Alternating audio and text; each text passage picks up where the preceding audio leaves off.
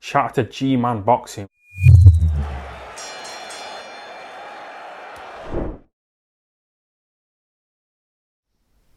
Alright, people, I just got done watching an IFL interview with Lawrence Okolie. Now, in this interview, he gave it with Kugan Cassius.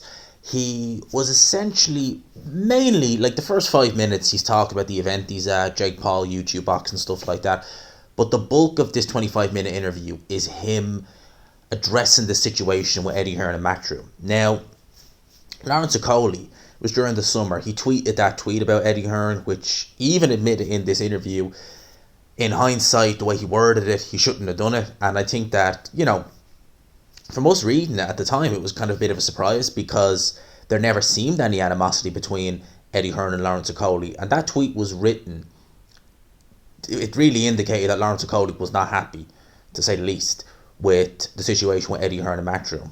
So, where has this animosity come from? Now, at the minute, he says they're not exactly, I wouldn't say they're on each other's Christmas card lists, put it like that, but he didn't close the door on ever working with Eddie Hearn again, but he explained what's been going on behind the scenes and why he was so upset with the situation. Now, it was very interesting. So, he essentially said in this interview that he was under the impression that in May just gone, his contract with Matchroom expired, and that he had no fights left on it. It had expired, at which point Matchroom and him were okay, they were on good terms. He then came and said that he got an offer, more likely Sky, that it was a lot more money than Eddie Hearn and Matchroom were giving him.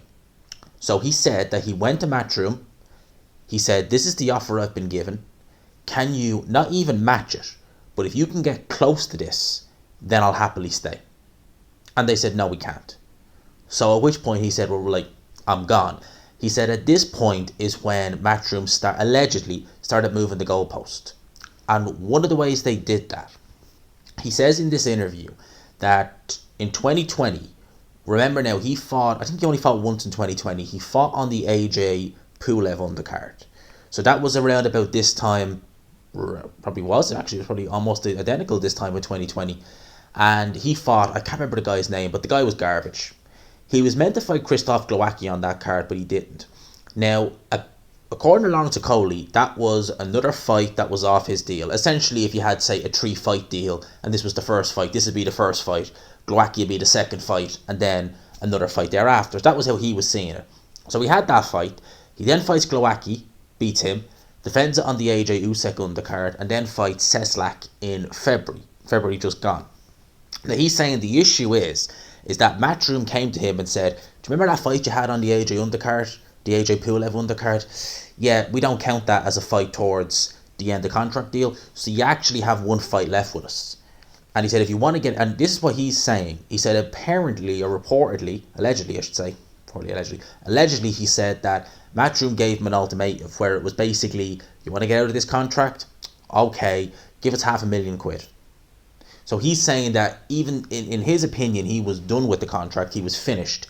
But they started moving the goalposts saying, oh no, you still have one fight, but if you don't want that one fight, you're going to have to buy yourself out of it, which he felt was completely unjustified. As far as he was concerned, he was done with the contract. Matchroom acknowledged that he was done with the contract in May just gone, before he told him, actually, I'm looking to jump ship. He said once he said they were looking to jump ship, that's when all these issues started happening. He obviously got very frustrated about the issues. That's when he started venting on Twitter. As he said, he worded very poorly by his own admission.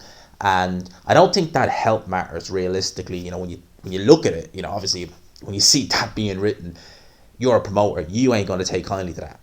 So if there was a chance that it would maybe go with a little bit less acrimony, I think that was well and truly burnt by Lawrence Okolie with that. Personally, I feel like Lawrence Okolie, would I be upset if I was in his position and that did happen to me? Yeah, I would. I could understand completely where he's coming from. I would be unhappy if that was the situation. However, there are ways to deal with these things. There are ways, and I think that sometimes the best way to deal with it is what he did in the end. Is that he sought separate legal aid. He was saying that they were able to look at the contract and say, no, he doesn't owe you anything. He doesn't owe you another fight. It's done. He says they're in a very, very good place now to just move on with everything. He's acknowledged the fact that this next fight against David Light is going to go to purse bids. It's going to go to purse bids next week. And I think it's next Friday. And basically he said, look, if that's the case, then, or actually probably this Friday, because God knows when the interview was done, but he's acknowledged the fact that if it's the case that Matchroom bid for it and they win, he has no issue fighting on a Matchroom show. Because he knows that thereafter it's whoever, more than likely Sky, more than likely Ben Shalom and Boxer. It really is an interesting one, and I just feel like, as I said, Lawrence Okolie handled this situation. I understand if all he said is true, and that did happen, the goalposts were moved, you were told 1 minute, yeah, you're not free to go, but kind of like the contract's expired, but you're going to re-sign, and then when you don't, goalposts start getting moved, money's being talked about. I can understand completely where he's coming from. If that did happen, why he'd be aggrieved, why he'd be upset, etc. I completely understand it. It's like, you're saying in a job, like, I know jobs don't work like this, but you could use the analogy, you're in a job, you're on a rolling contract, we'll say, year by year, and you come to the end of a year, the job say, the contract's up, but you're going to resign, you're going to resign, but then you turn around and say, actually, do you know what, I got offered a new job, so as much as I appreciate what you've done for me the last 3-4 years, this job is a permanent contract, it's more money, it's better hours, I'm going to leave. No, you can't. Or we're going to chuck another year on anyway, so you can't leave. I know it's not quite that clear cut in the workspace, because if an employee wants to leave, he can just leave. But, you get the gist of where I'm coming from.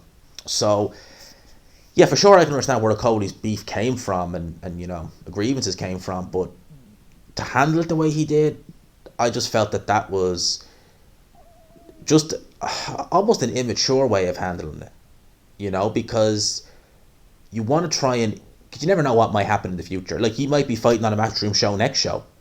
You want to try and keep, maybe, not good, like, obviously if he's really wronged you, you could completely understand it. Well, to some extent, if the promoter had been an absolute what to you throughout your career, and he kind of talked bad about you, he tried to get you beat and stuff like that, and you were leaving, you were like, F you. Yeah, you can probably understand it. But Eddie Hearn, he was even acknowledging the fact that he still wears the Rolex that Eddie Hearn bought him.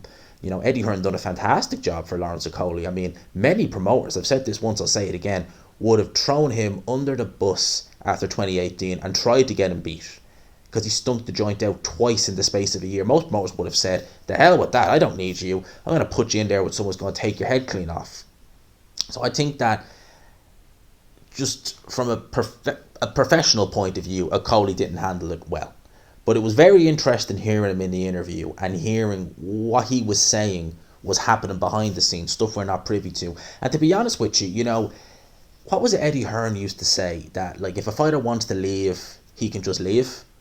Well, Lawrence Okolie was a fighter, and he was claiming the contract was up, and they were acknowledging the fact it was up when they thought he would re-sign. And then when he didn't, they were like, all right, we're going to move the goalpost now. They'll pay us to get out of this. If that's true, it really is an interesting one. It really shows how Eddie Hearn's kind of mindset has changed over the last few years.